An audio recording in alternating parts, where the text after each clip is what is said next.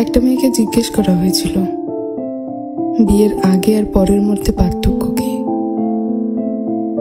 তখন সে বলেছিল, বিয়ের আগে ছিলাম বাবার বাড়ির মেয়ে, আর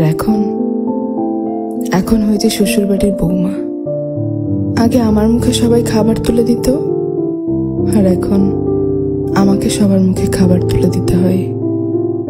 আগে একটু ব্যথা পেলে চিল্লাচিল্লি করে সারা বাড়ি মাথায় তুলে ফেলতাম, আর এখন অনেক ব্যথা পেলেও একটা শব্দ করি না।